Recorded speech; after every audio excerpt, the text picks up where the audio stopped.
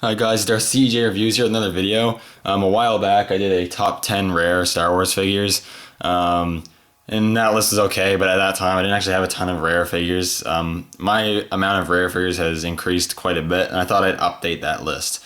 So I based this list on obviously figures I like, but also what their value is currently. And I kind of tried to list them in that order for my top 10, roughly. But anyways, let's get started. So first off, I'm going to go with Jodo Cast. He was released in 2010, 2011, somewhere around there in the Shadows Dark Side packaging. He was a Kmart exclusive. He's really cool. He's essentially a repaint of the Vintage Collection Boba Fett figure without the cape and has a resculpted head, a newly sculpted head. But he's still really cool. I really like this figure. I was able to get him loose for $10. And in the packaging, he goes for around $25 on eBay right now. So he's not too hard to get, not too expensive, but he is up there. He's a little up there. But he is my number 10. I think he's really cool. And he is a bit rare. Next up, I'm going to go with a figure that actually went up in price recently. It seemed like after he kind of stopped going on shelves whenever he got really rare or really popular or whatever. It is the Vintage Collection Realistic Clone Wars Obi-Wan. Surprisingly, I'm actually really surprised. When he first came out, he really wasn't that expensive. You could get him for about retail, and in Canada, you could actually find him on the pegs. I was able to find him a couple times. Unfortunately, I didn't get a carded one. I kind of wish I did, but I do have this loose one here, and he is a really cool figure. I mean, I really like this Obi-Wan. He's like my favorite Obi-Wan in my collection. He's really cool, but he is actually worth a fair amount now. In the packaging, I'd say he goes really around almost 30 to 40 bucks on eBay now, which I'm really surprised, but he is actually gone up in price quite a bit. So he is my number 9. For my number 8, I'm going to go with this one, and it is the Vintage Collection ARC Trooper Commander. This is another one kind of in the case where he was a little harder to find, not too hard to find. I actually got him for $5 carded at Walmart once. He was on sale for whatever reason. I got an excellent deal on him. But that's the only time I did find him. He was kind of harder to find, I think. But for whatever reason, he's gone up in price quite a bit. Carded, he goes for about like 30 to 40 bucks again, like Obi-Wan, which before he didn't go for as much. But he's definitely risen in price. And he is a really cool figure. Really like this one. For my number 7, I believe I'm on. Yep. I'm going to go with this guy right here. Darth Malgus from the Vintage Collection. I also have this guy carded, one of the only figures I actually have carded. I was able to find this guy a couple times, which is why he's not higher on my list, simply because he was actually a bit more easily obtainable. And he was probably the easiest of all the Star Wars The Old Republic characters from the Vintage Collection to actually be obtainable.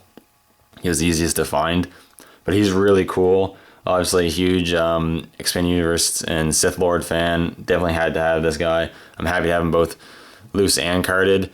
He doesn't go for much loose because he was repacked in the Black Series, but if you have a Vintage Collection carded one, it can go for around 30 bucks. So he's really cool, and I really like this figure. Just so badass. Anyways, that is number 7, I believe. Yep. So number 6, I'm going to go with this guy, and is the Vintage Collection General Grievous. I only found this guy once, but I picked him up when I found him. I guess it was a while ago now. I don't even really remember it, but this guy is really cool. I really like this figure. There's a couple flaws with it, but aside from that, it's just really good. And he actually goes for about 40 bucks carded. So he's actually decently sought after. He's rare. He's worth some money. That's really cool. I think loose he goes for around 25 or something like that. Some of these guys, it's like when I looked up Grievous, there were only a couple actually selling him carded and no one selling him loose. That is my number 6, I believe. So number 5, I think I'm going to have to go with Sharad Het. I just recently reviewed him, but he is really cool. Definitely a unique Jedi. I really like him. And he actually goes for about 30 to 40 bucks on his own, even though the pack goes for about that much. The figure on his own loose goes for about that much as well. So he's actually worth quite a bit. he's really cool as well. I'm definitely happy to have him. Next up, for my number 4, I believe. Yep. For number 4, if I can get his thing to say, this is pissing me off. But for number 4, I decided to pick the Black Series Darth Plagueis. There's some things wrong with him, but overall he's a really cool figure. Again, another Expanded Universe Sith, and I really loved the book. And he goes for about 30 to 40, depending. You might be able to get him cheaper if you get a good bid or whatever. But he is really cool. And he was harder to find. I only found him once, and I was even surprised to find him when I did. So that's really cool. Next up, I'm going to kind of cheat a little bit with this number 3. But for number 3, I'm going to actually pick the entire 2010 Delta Squad pack. I'm only going to show you Sev here because I didn't want to bring all of them out. But all of them are really good. The whole pack itself is worth getting. They're all really good. You can't have one without the other. They're all really cool, and all of them individually are worth quite a bit, actually. I think each Commando goes for about $30 loose. Some of them for 40. I think Sev and Fixer might go for 40. Boss might go for 42, and I think Scorch might go for a little lower. I'm not sure on that.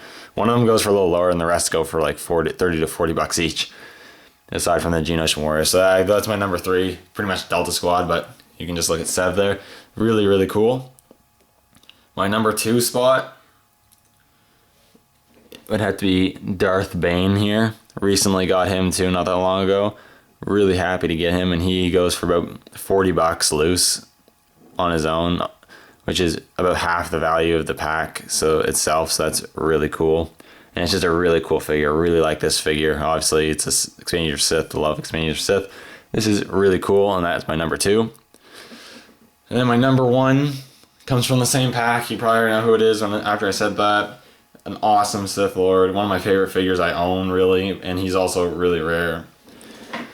Darth Nihilus.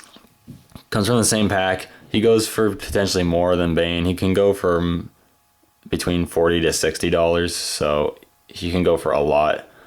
He is just really cool. I love the design of this figure. He is rare. He's worth some money. He's just awesome. I really love this figure. It's so cool. Anyways, that is my top 10 rare Star Wars figures. It's definitely a bit more impressive than my last list. I actually have to go back and revisit that and see exactly, but I think it's pretty much a decent amount and more impressive than my last list. But definitely, thank you guys for watching. Leave a comment. I always like hearing from you guys, and I'll see you guys all later. May the Force be with you.